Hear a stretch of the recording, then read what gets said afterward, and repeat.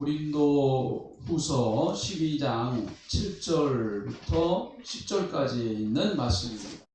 299쪽 신약 성경입니다. 299쪽. 네, 찾으셨으면 이제 같이 하나님 말씀을 함께 읽어보겠습니다. 같이 읽습니다. 시작. 여러 계시를 받은 것이 지극히 크므로 너무 자만하지 않게 하시려고 내 육체에 다시 곧 사탄의 사자를 주셨으니 이는 나를 쳐서 너무 자만하지 않게 하려 하십니다. 이것이 내게서 떠나가게 하기 위하여 내가 3번 주께 간구하였더니 나에게 이르시기를 내 은혜가 내게 족하도다. 이는 내 능력이 약한 데서 온전하여 집니다 하신지라. 그러므로 도리어 크게 기뻐함으로 나의 여러 약한 것들에 대하여 자랑하리니 이는 그리스도의 능력이 내게 머물게 하려 합니다. 그러므로 내가 그리스도를 위하여 약한 것들과 능력과 궁핍과 박해와 불구를 기뻐하노니 이는 내가 약한 그때의 가망이라. 아멘. 네, 우리 옆에 분들 인사하시죠. 환하게 웃으시면서 오늘 잘 오셨어요. 아유, 잘 오셨어요. 웃으시면서. 네.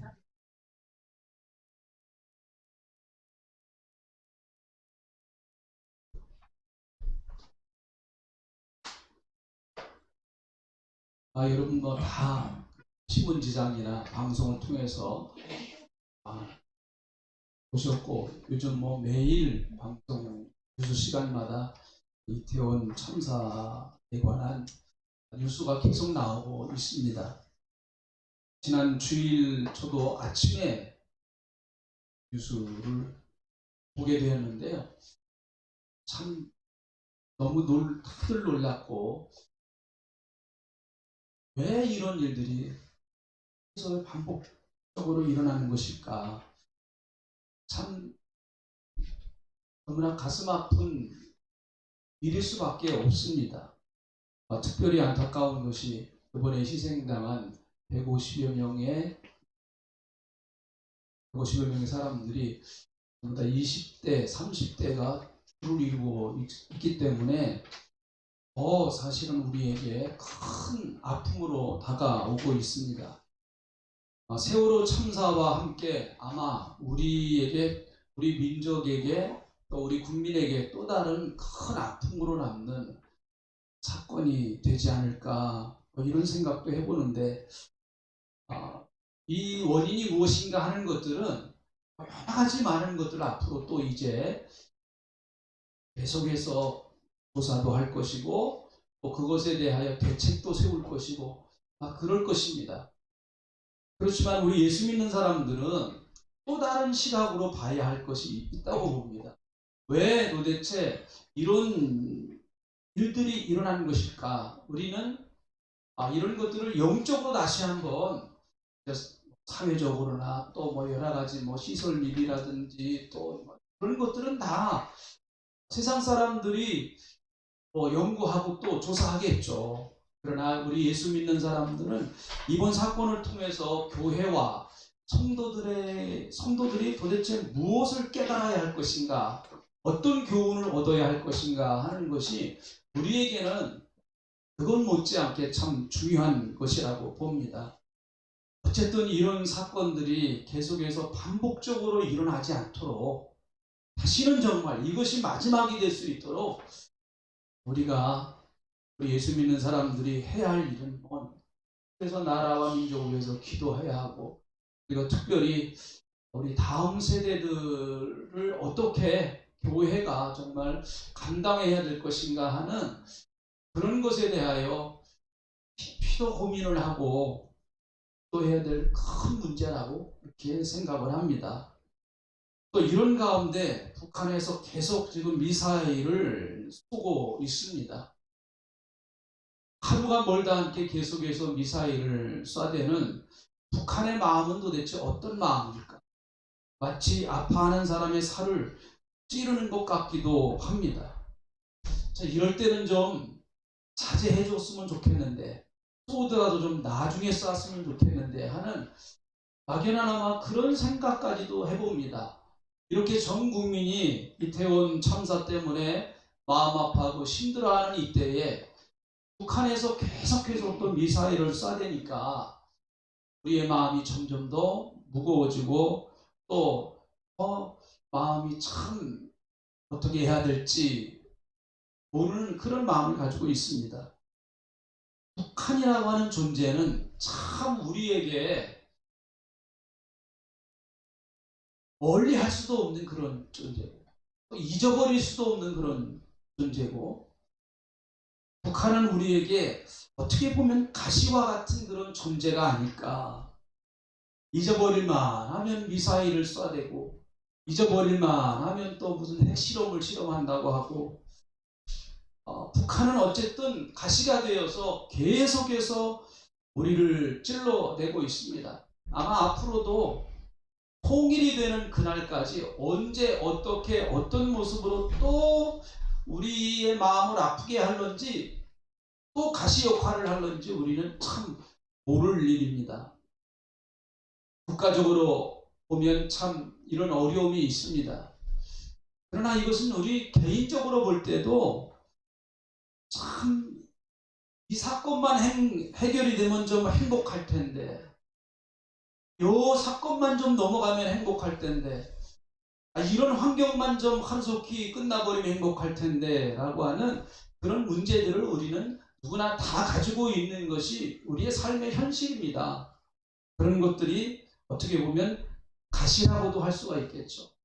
나를 찔러대는 이 가시, 이 가시만 없으면 좀 내 인생이 행복할 텐데 라고 하는 그런 생각을 할 때가 있지 않겠습니까? 근데 가만히 생각해 보면 여러분 좌우 전후를 살펴보면 어떤 사람도 가시가 없는 인생은 없습니다. 다 누구나 가시를 가지고 있고 그 가시 때문에 힘들어하고 그 가시 때문에 가슴앓이를 하고 있는 것이 우리가 살아가는 삶의 현실이 아니겠습니까? 오늘 우리가 읽은 이 본문 말씀을 보면 바울도 역시 그를 힘들게 하는 가시가 있었다라고 말합니다. 7절에 있는 말씀 한번 보시죠. 자, 7절에 있는 말씀 한번 보겠습니다. 자, 7절에 있는 말씀 다시 한번 읽어보시죠. 같이 읽어봅니다. 시작. 여러 계시를 받은 것이 지극히 크므로 너무 자만하지 않게 하시려고 내게 육체의 가시고 사탄의 사자를 주셨으니 이는 나를 쳐서 너무 자만하지 않게 하려 하십니다. 라고 말합니다. 바울은 자기에게 가시가 있다라고 이렇게 고백을 하고 있어요. 여기서 가시라고 하는 말의 헬라어는 스콜룹스라고 하는 말인데요. 이 말은 여러 가지 다른 의미도 있어요. 파편. 여러분, 파편이라는 의미 알잖아요. 또 그리고 말뚝. 그런 의미도 있습니다. 얼마나 사도 바울이 괴로웠으면, 이 가시가 괴로웠으면은요, 사도 바울은 이 가시에 대해서 이렇게 얘기를 합니다. 육체의 가시, 곧 사탄의 사자. 그렇게 말합니다. 가시가 너무나 자기를 괴롭혔기 때문에 그 가시를 사탄의 사자라고 그렇게까지 얘기를 했어요. 이 가시가 무엇인가 하는 것에 대하여는 바울이 정확하게 이야기를 해놓지 않았기 때문에 사실 이 가시의 정체가 무엇인지는 잘 몰라요. 그런데 대부분 학자들은 여러 가지로 이야기를 많이 하고 있습니다. 어떤 사람들은 바울의 사역을 방해하는 대적자들이었었다. 그 말도 좀 일리가 있는 것 같기도 합니다. 바울은 가는 곳곳마다 바울의 사역을 방해하는 사람들이 얼마나 그렇게 많았는지 모릅니다. 끈질기게 아주 전문적으로 바울만 따라다니면서 바울을 괴롭혔던 그런 사람들도 있었어요. 사도행전 우리가 보지 않았습니까? 바울을 죽이기 전에는 내가 먹지도 않겠다라고 결심했던 사람이 40여 명이나 되었다라고 하니까 이 사람들이 얼마나 바울에게 가시 역할을 했을까요? 아마 여러분들도 인생을 사시면서 제일 힘든 것 가운데 하나가 인간관계에서 오는 갈등의 문제. 이거 참 누구나 다 어렵습니다. 이 문제가 어렵지 않은 사람은 단 한 사람도 없어요. 다 누구나 참 누가 나를 힘들게 한다고 하면은 그거 여러분 안 힘든 사람이 어디 있겠습니까? 바울에게 있어서 바울의 사역을 계속해서 방해하는 대적자들 가시 같기도 합니다. 또 어떤 분들은 지속적으로 육체에 고통을 주는 질병이다, 그렇게 이야기를 합니다. 사도 바울에게 있어서 이 가시는 뭐 간질이나 또 끊임없는 두통이나 안질 뭐 이런 것들이었었다, 그렇게 얘기를 해요. 그래서 가장 많은 그 지지를 받는 이야기는 안질 내지는 간질이었을 것이다, 그렇게 얘기를 해요. 사도 바울이 눈이 안 좋아가지고 그래서 어떤 서술은 내가 큰 글씨로 쓴다, 그렇게까지 얘기를 하는 거 보니까 상당히 어쨌든 눈이 안 좋았던 것은 사실입니다. 또 바울이 간질이 있었다, 이렇게까지도 얘기하는 사람들이 있습니다. 물론 성경에는 나오질 않는 얘기예요. 이런 만약에 간질이었었다고 하면 얼마나 이것이 사도 바울을 괴롭혔을까요? 사도 바울은 다른 사람의 병을 참 많이 고쳤습니다. 귀신도 많이 쫓아냈고, 그리고 다른 사람의 질병을 얼마나 많이 고쳤는지 모릅니다. 안진병도 일으켰습니다. 수많은 역사와 기적을 나타냈는데 자기 몸에는 질병을 가지고 있어요. 참 율배반적인 얘기죠. 남의 병을 고치는데 자기 몸에는 병이 있단 말이죠, 바울이. 만약에 간질이 있었다고 하면은 바울이 설교를 하다가 만약에 간질로 인해서 확 쓰러졌다고 생각을 해보세요. 복음을 전하다가 간질로 쓰러졌다고 생각해 보세요. 요즘은 약이 좋아져 가지고요, 간질 환자들이 그렇게 많이 없습니다. 옛날에는요, 간질 환자들이 굉장히 많이 있었어요. 저도 어렸을 때 지금 불현듯이 생각나게 나는데, 제가 밖에 나가 보니까 길거리에서 사람들이 웅성웅성하고 이렇게 둘러 있더라고요. 그래서 저게 뭔가 해서 가보니까 어떤 사람이 막 쓰러져 가지고 그냥 괴로워하고 있어요. 아니 왜 저 사람 저렇게 쓰러져 있을까? 저 사람 빨리 어떻게 좀 병원으로 옮기든지 해야지 하는데, 그럴 때 건드리면 안 된대요. 가만히 놔둬야 된대요. 나중에 보니까 그게 간질이라고 하는 걸 제가 처음 실제로 봤어요. 이렇게 간질 환자가 그렇게 하는 것을요. 요즘은 약이 참 좋아져서 굉장히 고칠 확률이 참 지금은 많습니다. 바울이 만약에 간질이었었다고 하면 얼마나 그것이 복음을 증거하는데 방해 요소가 되었을까요? 우리의 삶 속에도 여러분 각자가 가지고 있는 가시가 있습니다. 가시가 없는 사람은 단 한 사람도 없다고 봅니다. 어떤 사람은 유난히 다른 사람의 말에 상처를 많이 받는 마음, 자꾸 유난히 다른 사람의 말에 그 상처를 받아요. 다른 사람의 말이 자꾸 가시처럼 자기를 찔러댑니다. 다른 사람은 괜찮아요. 근데 그 사람은 그것이 가시가 돼가지고 괴로워하고 힘들어하는 그런 경우를 여러분 주위에서 보지 않습니까? 교회에서도 그럴 수 있고, 여러분 직장에서도 그럴 수 있고, 아니 가정에서도 그럴 수 있고요. 부모와 자식 간에도 그럴 수 있고요. 그렇습니다. 부모는 여러분 아무 생각 없이 한 말이 자식에게는 그것이 큰 가시가 되어가지고 어떤 경우에는 평생 그것 때문에 괴로워하는 사람도 있어요. 그때 아버지가 나한테 그랬지. 제가 2월달, 3월달에 그 아버지 학교를 했다고 했잖아요. 아버지 학교 하면서 서로가 이렇게 자기의 과거의 얘기를 하는데 어느 분이 그러더라고요. 자기는 아버지한테서 그렇게 혼난 것이 너무너무 마음에 맺혀 있대요. 왜 아버지가 그때 나한테 그랬을까? 그게 그렇게 이해가 안 되고 그것 때문에 너무너무 힘들어했다는 것이죠. 아니 아버지가 뭐 그렇게 일부러 자식에게 상처 주려고 그렇게 했을까요? 그 아버지가 여러분 야단칠 수도 있고 어른이 야단칠 수도 있고 자식이 야단치지 못하겠습니까? 그런데 그것이 왠지 모르지만 유난히 그것이 가슴에 깊이 박힌 가시가 되어버려가지고 너무너무 그의 삶을 힘들게 하고 어렵게 했다라고 그런 얘기를 들어봤습니다. 사랑하는 성도 여러분, 어떤 우리가 질병이 가실 수도 있어요. 우리 성도님들도 보니까 또 연세가 드신 분들 이제 이렇게 보면은 한두 가지 병을 안 갖고 있는 사람이 어디 있어요? 다 아픈 데가 있습니다.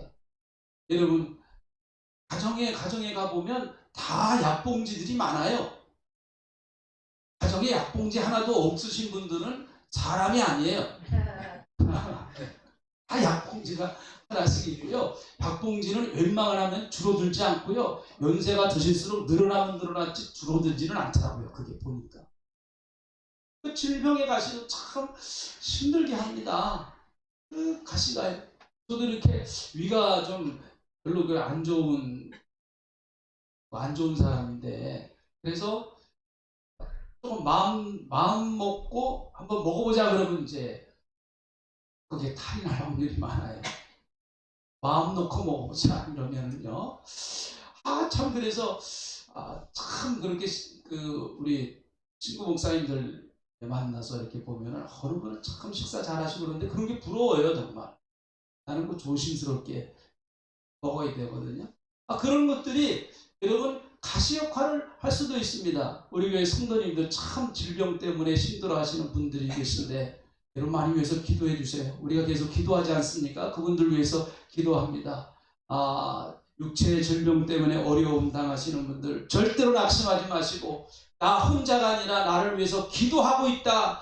기도하고 있는 사람이 있다고 하는 것을 믿으시기를 주님의 이름으로 축복합니다. 할렐루야. 아까 얘기한 것처럼 또 어떤 분들은 사람이 가시 역할을 합니다. 특별히 가까운 사람이 찔러대는 그 가시는 너무너무 참 힘들잖아요. 남편이 가시 역할을 하기도 하고 자식이 가시 역할을 하기도 하고 직장에 나가보면 직장 동료가 또 상사가 하급자가 이렇게 가시 역할을 하기도 합니다. 사람이 찔러대는 이 가시도 너무너무 힘들어요. 질병 못지않게 힘듭니다. 물질 문제 못지않게 힘듭니다. 저 인간 제발 좀 안 만났으면 좋겠는데 어떻게 안 만나요? 안 만나기는 살아가야 되니까 어쩔 수 없이 만날 수밖에 없는 그런 환경이죠. 차라리 안 만나고 안 보면은 될 사이는 사실은 가시도 아니에요. 안 봐버린 그만이니까. 근데 어떻게 안 봐요? 어떻게 안 봅니까? 계속 봐야 될 수밖에 없는 그런 운명입니다. 그 사람하고는요. 특별히 내게 심각하게 나를 찔러대는 가시 역할을 하는 사람들은 운명적으로 만난 사람일 수밖에 없어요. 대부분 그렇습니다. 헤어질래야 헤어질 수도 없고 안 만날래야 안 만날 수도 없는 그런 운명적 관계예요. 누구나 다 있어요. 그렇다고 해서 또 집에 가셔서 당신이 가시야 그러면 안 됩니다. 절대로 그러면 그럼 또 싸움 나요. 싸움 마시고 그렇구나 그렇게 깨달으시면 되는 거예요. 자, 그런데 바울은 어떻게 가시를 통해서 큰 은혜를 체험할 수 있었을까? 이제 그게 중요한 거예요. 여러분이 가시를 없애달라고도 기도할 수 있어요. 그렇지만 하나님은 그 가시를 없애주는 경우도 있지만 가시 자체를 그대로 있게 하시면서 우리에게 은혜 주시는 경우가 더 많아요. 그런 경우가 참 더 많습니다. 한번 해보세요. 저 인간 없애주세요. 없애주세요. 아니 그대로 두세요. 그대로 두시면서 그것을 극복할 수 있는 은혜를 주세요. 한번 보면 하나님 그렇게 일하십니다. 바울은 어떻게 해서 가시를 통해서 큰 은혜를 받을 수 있었을까요? 자, 9절에 있는 말씀을 한번 보시죠. 9절에 있는 말씀. 바울이 가시를 통해서 받은 은혜예요. 9절에 있는 말씀. 나에게 이르시기를 내 은혜가 내게 족하도다 이렇게 말합니다. 내 은혜가 여기서 내 은혜라고 하는 것은 누굴 말하는 것입니까? 하나님을 말씀하시는 거예요. 내 은혜가 내게는 누굴 말하는 거예요? 바울입니다. 바울에게 족하다 이렇게 말합니다. 족하다 이렇게 말해요. 내 은혜가 너에게 넘쳐있다 이렇게 말씀하고 계십니다. 바울이 깨달은 거예요. 하나님은 가시를 통해서 하나님의 놀라운 은혜를 내게 넘치도록 부어주셨구나. 여러분, 가시가 있느냐 없느냐라고 하는 것도 중요한 것입니다. 가시가 없으면 참 좋겠죠. 가시가 없으면 참 좋겠습니다. 그러나 여러분, 그것보다 훨씬 더 중요한 것은 가시가 있느냐 없느냐라고 하는 그것보다 훨씬 중요한 것은 그 가시를 통해서 내가 은혜를 받느냐 못 받느냐 하는 것은 더 큰 문제라고 봅니다. 가시가 내게 은혜만 된다고 하면 그 가시도 여러분 나를 축복할 수 있는 통로가 될 수 있다라고 하는 것이 바울이 지금 하는 얘기예요. 내 은혜가 내게 족하도다. 한번 같이 해보시죠. 시작. 내 은혜가 내게 족하도다. 할렐루야. 그렇습니다.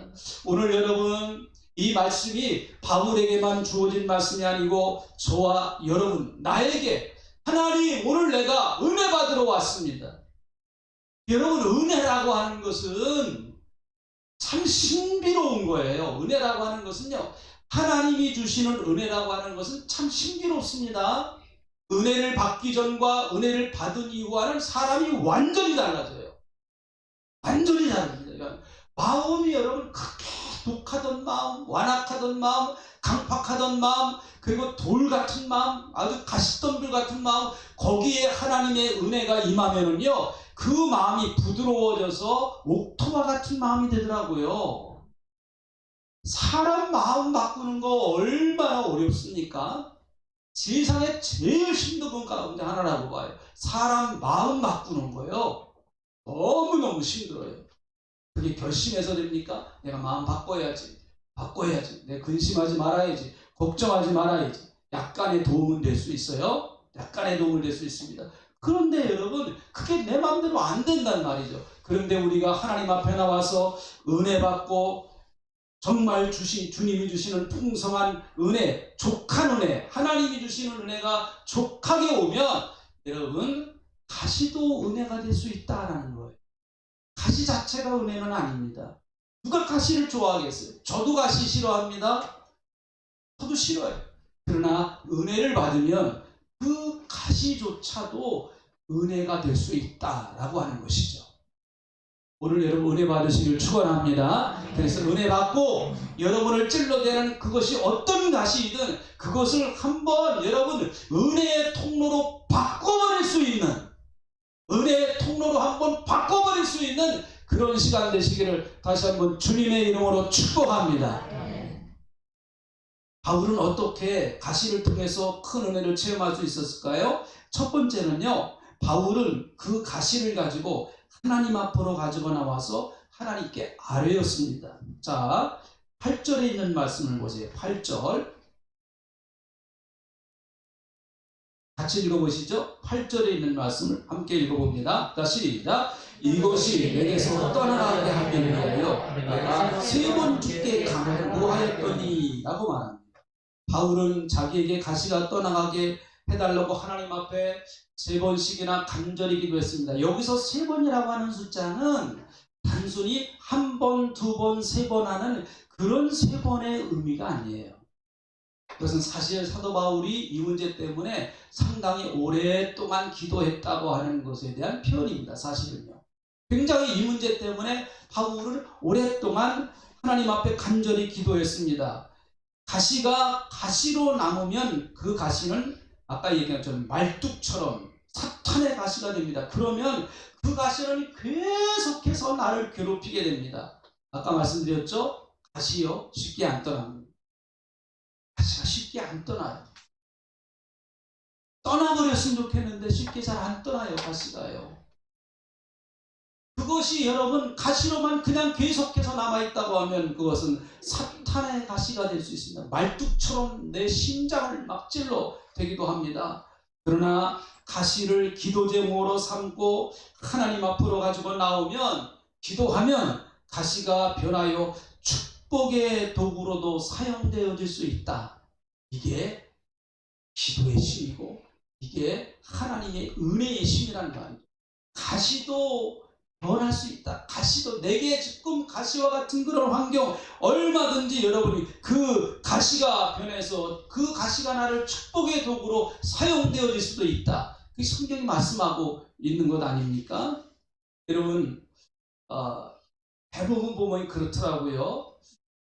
어떤 사람이 나를 참 힘들게 해요. 그것이 자식이든 또 남편이든 아내든 또 부모이든 또 뭐 주위에 있는 사람이든 나를 굉장히 힘들게 하는 사람이 있습니다. 그러면 우리는 그 사람을 위해서 하나님 앞에 기도해야 되겠죠. 하나님, 내가 이 사람 때문에 너무 힘이 듭니다. 하나님, 어떻게 좀 해주세요. 하나님, 그 마음이 좀 변화되어서 좀 나와 좋은 관계를 맺을 수 있도록 그렇게 해주세요. 여러분, 우리 그렇게 기도하지 않습니까? 당연히 그렇게 우리는 기도해야 됩니다. 저도 그렇게 기도해요. 저도 제 마음 아프게 하는 사람들 위해서 그렇게 기도하는 것이죠. 그건 당연한 것입니다. 그런데 여러분, 기도를 좀 하다가 보면 모르겠어요. 저는 하나님이 그러시더라고요. 대부분 하나님은 저에게 어떻게 하시는가 하면 그 상대방을 변화시키는 것도 있으시지만 상대방이 나와 관계가 좋아질 수 있게 해주세요. 그러나 참 그것보다 더 상당히 많은 부분은 나를 바꾸시더라고요. 저는 그걸 많이 경험해요. 나를 바꾸세요. 상대방은 그대로 있어요. 여전히 그 모습이에요. 여전히 나를 힘들게 해요. 그러나 하나님이 내 마음을 바꾸게 해주세요. 그래서 그래, 아마 형편이 참 그런 어려운 형편인가 보다. 그래, 알고 보면 참 그 사람도 불쌍한 사람이야. 이렇게 상대방을 바라보는 시선이 달라지고요. 상대방을 바라보는 눈이 달라집니다. 그 이해심이 생겨요. 이해심. 측은지심이라고 그러죠. 괜히 측은한 마음이 생긴단 말이죠. 남편을 볼 때도 이렇게 측은한 마음이 생기고 또 부모님 볼 때도 측은한 마음이 생기고 부모님이 나한테 해준 게 뭐 있어? 그러다가도 그래, 아이고 나 같은 거 키우시느라고 얼마나 힘들고 애쓰셨을까. 아이고 그래 나도 자식 키워보니까 부모 마음 알겠다. 그러면서 여러분 자꾸 이해심이 생깁니다. 기도하다가 보면 이해력이 와요. 이해력이. 하나님이 나를 이해시켜 주세요. 그래서 내 마음이 차츰차츰 얼음장같이 차가웠던 마음이 조금씩 봄날 여러분 눈이 녹듯이 얼음이 녹듯이 조금씩 하나님이 녹게 해주시더라고요. 한 번에 되기는 어려워요. 사실은 보면 눈이 한 번에 녹습니까? 얼음이 한 번에 녹아요? 네, 한 번에 안 녹습니다. 이 문제를 놓고 꾸준히 하나님 앞에 기도하시고 또 기도하시다 보면 사람에 대한 문제는 이해심이 생깁니다. 환경에 대한 문제는 내가 그것을 뚫고 나갈 수 있는 힘을 하나님께서 허락해 주시는 거예요.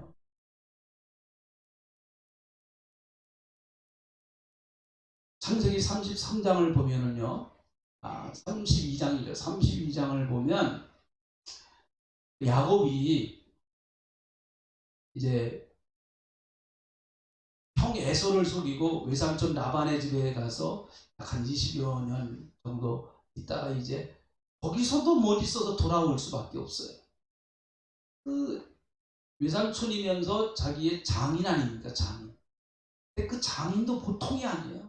야곱도 보통이 아니고 장인도 보통이 아니에요. 그러니까 부딪힐 수밖에 없죠. 둘 다 보통이 아니에요. 근데 급수가 야곱보다 자기 장인이 좀 높아요. 급수가.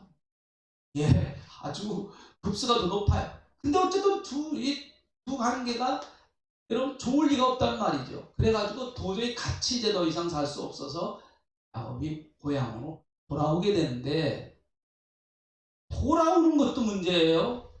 왜 문제인가 하면 자기 형 에서를 생각해 보면 끔찍한 거예요. 자기가 에서를 속여서 축복권도 빼앗고 장자권도 빼앗고 전부 다 에서가 좋아하는 건 다 뺏어버렸어요. 다 뺏었습니다. 에서 형이 조금 어리벙벙했거든요.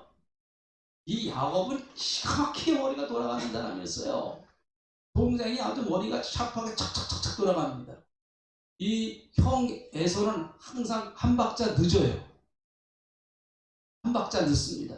그래가지고 나중에 생각해 보니까 아 내가 저놈한테 당했구나. 항상 이런 거거든요. 이 에서는요. 근데 에서가 축복권과 장자권이 귀하다고 하는 것을 사실은 나중에 알았어요. 근데 이미 그 축복권과 장자권이 야곱에게 다 넘어간 다음에 알았습니다. 그러니까 내 저놈의 새끼 죽여버린다. 해서 어쩔 수 없어가지고 피해가지고 도망가서 이제 외삼촌 집에 가서 한 20여 년 동안 어떻게 보면 이제 나그네 생활을 하다가 거기서도 살 수 없어서 이제 돌아오게 되는데 야곱을 만나야 되잖아요. 자기 형 야곱을. 네? 어떻게 해야 됩니까? 야곱을 만나야 되는데. 자기 형 에서를 만나야 되는데요. 그 약복강에서 하나님 앞에 간절히 밤새도록 하나님 나 축복해 주세요. 그렇게 기도하는 거 우리 잘 알지 않습니까? 약복강의 기도요. 그가 거기서 축복을 구했던 것은 물질적인 축복을 구한 게 아니에요. 왜 그런가? 이미 그는 굉장히 많은 재산을 이미 가지고 있었습니다. 상당히 많은 그 재산을 가지고 소유하고 있었습니다. 더 많은 물질이 자산이 그에겐 필요 없을 정도로 굉장히 많은 물질을 소유했단 말이죠. 근데 무슨 물질을 더 하나님 앞에 구하겠어요? 거기서 야곱이 하나님 앞에 간절히 구했던 것은 사실 복을 구했던 것은 하나님 나 좀 지켜주세요. 나와 같이 이제 그런 그 영적인 복을 사실은 구했단 말이에요. 그래서 하나님 환도뼈를 쳐서 이제 그의 이름을 이스라엘이라고 이름을 바꿔주지 않았습니까? 그리고 나서 이제 33장에서 형하고 만나게 됩니다. 20여 년 만에 만나는데요. 그 환도뼈가 부러진 상태에서 자기 형 에서와 만나는데 가서 찔뚝찔뚝하면서 밤새도록 여러분 한 잠도 자지 못하고 기도했으니까 그가 얼마나 이 꼴이 아주 그냥 좀 피곤했겠습니까? 그 상태로 그냥 만났는데요. 형 에서가 야곱을 보면서 불쌍한 마음이 들었어요. 사실 죽이려고 군인들을 데리고 왔는데요.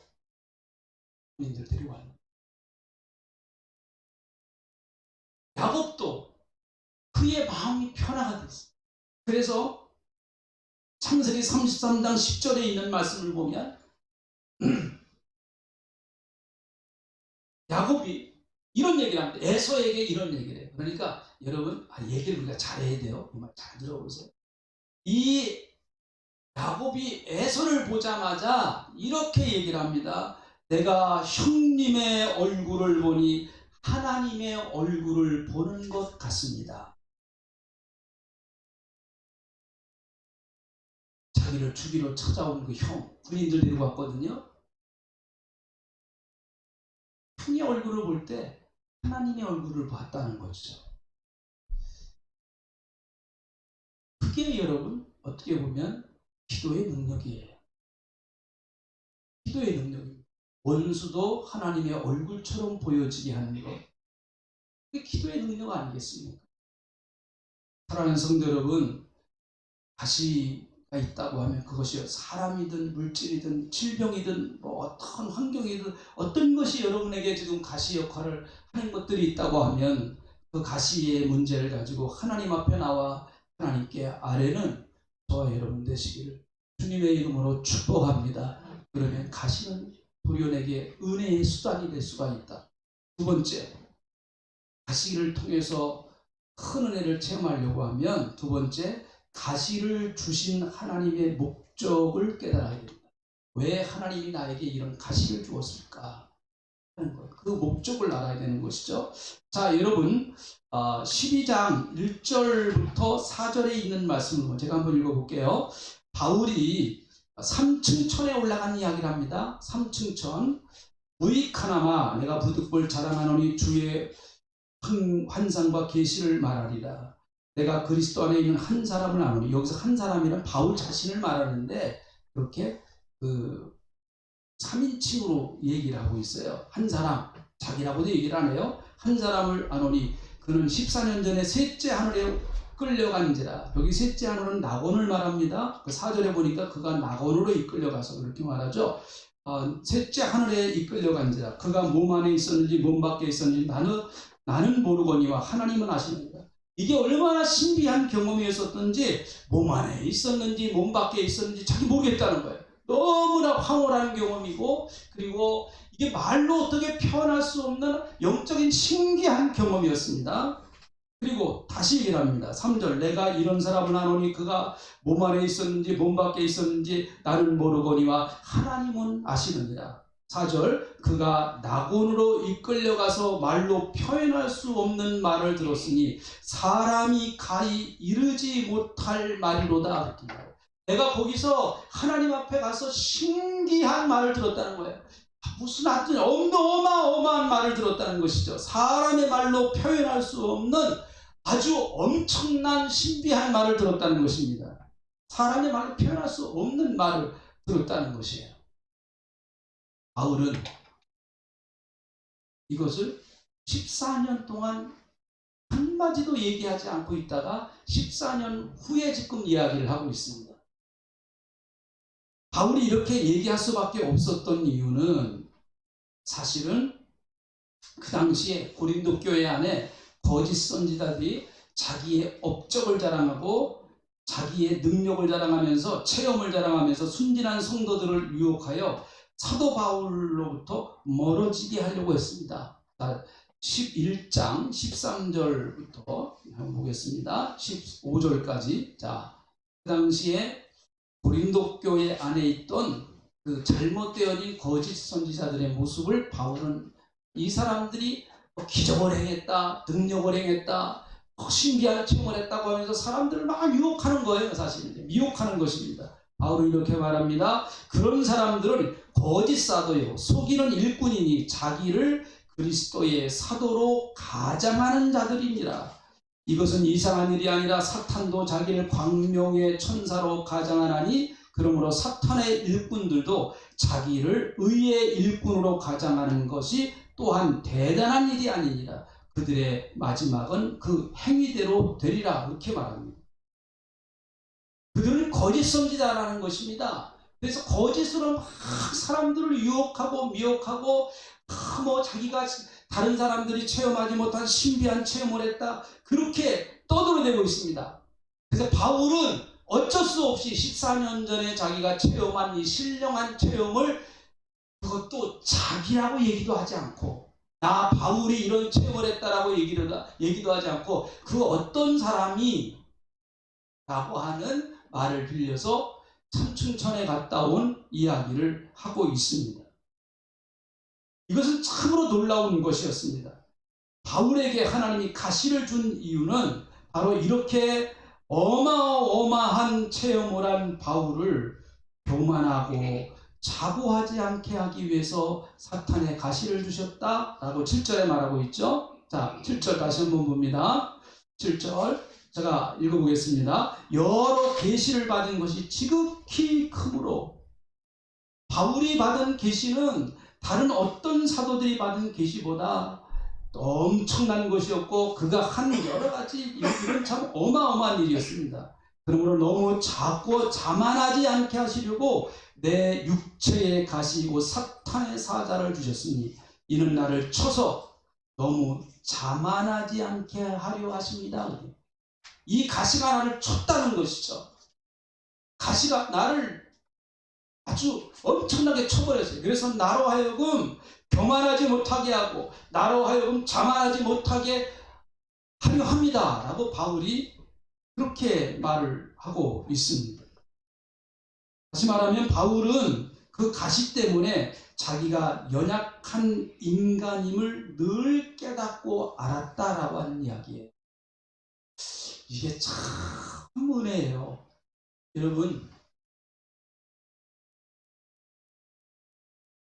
저는 그렇습니다. 이렇게 우리가 신앙생활을 하면서 참 은혜가 뭐냐 가지로 말할 수 있겠는데 은혜는 참 큰 은혜 가운데 하나는 하나님, 저는 부족한 사람입니다. 이걸 정말 깨닫고 하나님 앞에 고백하는 거 이것처럼 큰 은혜 없다고 봐요.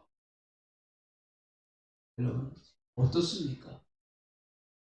아직도 하나님 없이 살만합니까? 제가 더 찔러대요. 나를. 가시가 더 찔러대요. 그 교만을 깨뜨리기 위해서 하나님 없이도 난 살만해.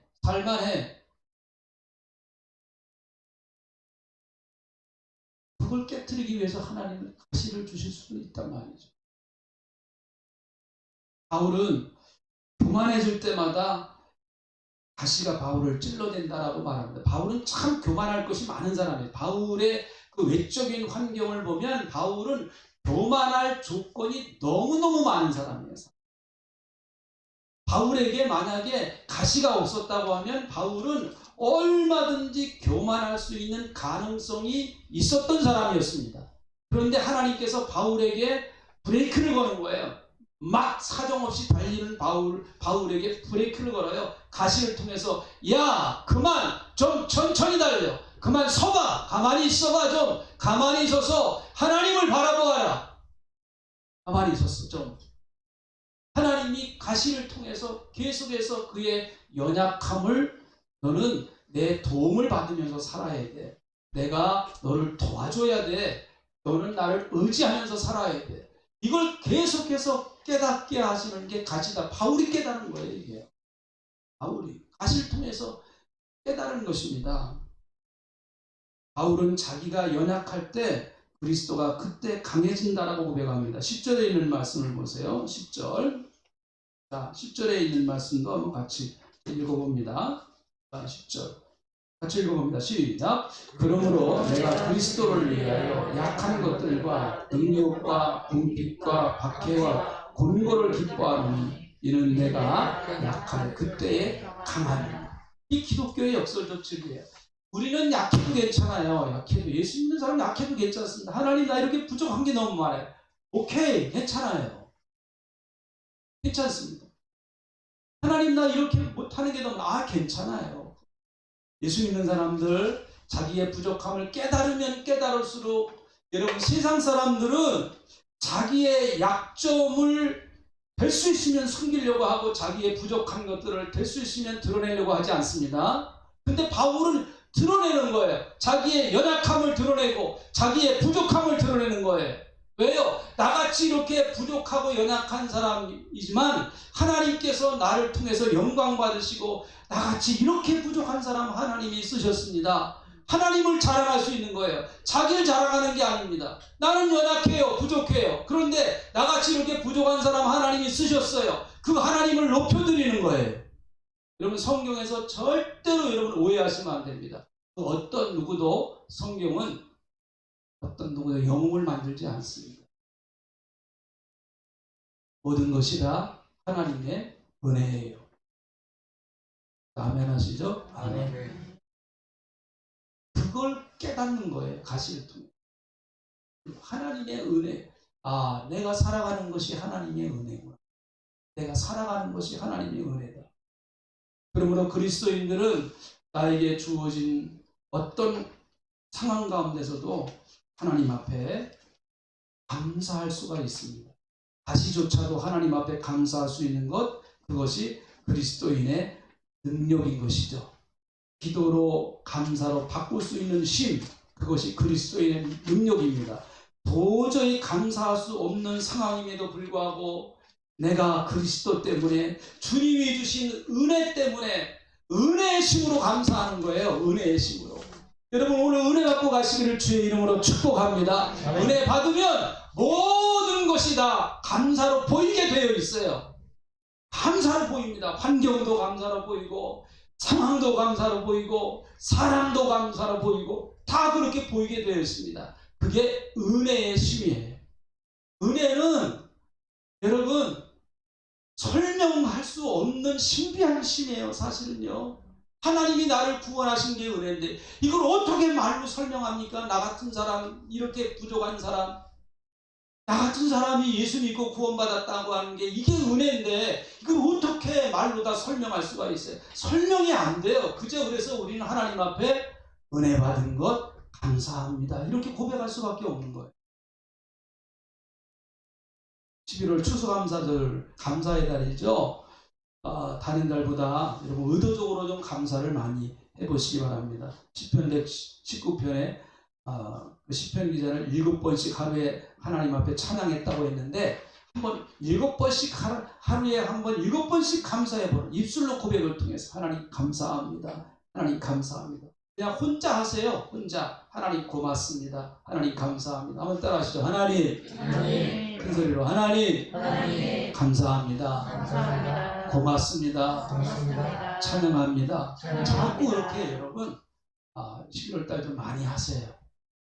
그럼 원수마귀 사탄 물러가고 악한 영 떠나가고 질병의 권세도 떠나가고 흑암의 권세가 우리 가정에서 떠나가고 내 마음속에서 떠나가고 하나님의 은혜가 충만한 역사가 교회와 가정과 지금 마음 아파하고 힘들어하는 우리 대한민국 위에 함께하옵시기를 주의 이름으로 축복합니다. 네. 기도하겠습니다.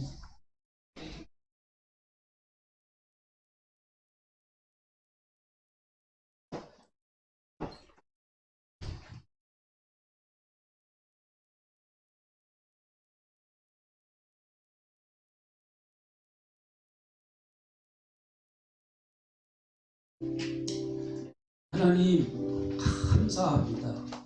요 한마디가 나를 살리고 우리 가정을 살리고 교회를 살리고 하나님 또 이 민족을 살리는 놀라운 힘이 있는 줄 압니다.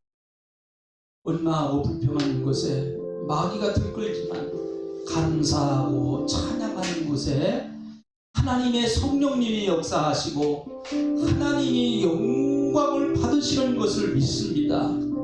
주님, 우리의 삶에 가시가 참 많습니다. 물질이 부족해서 그것이 내게 큰 가시가 되기도 하고 내 질병이 내게 가시가 되기도 하고 여러 가지 어려운 상황과 환경, 사방이 막혀있는 캄캄한 환경, 그런 것들이 나를 찔러대는 가시가 될 수도 있습니다. 때로는 사람이 나에게 가시가 될 수도 있지만 하나님, 그럼에도 불구하고 하나님 앞에 감사합니다. 하나님이 나와 함께 하시고 하나님이 내게 은혜 주시면 그런 모든 것들을 이겨나갈 수 있기에 하나님 앞에 감사합니다. 주여, 우리 사랑하는 성도님들 다 아시지요? 통편천의 없는 환경 상황을 하나님 너무 잘 아시지요?